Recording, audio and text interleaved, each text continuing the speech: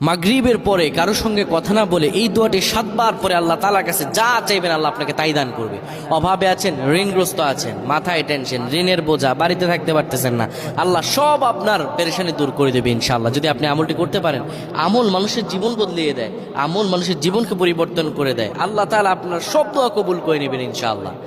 মাগরিব নামাজের পরে কিবলামুখী হয়ে থাকবেন, কারো সঙ্গে কথা বলবেন না, কারো সঙ্গে কথা না বলে কিবলামুখী হয়ে আপনি পড়বেন আল্লাহুম্মা আজিরনা মিনান নার, আল্লাহুম্মা আজিরনা মিনান নার, আল্লাহুম্মা আজিরনা মিনান নার।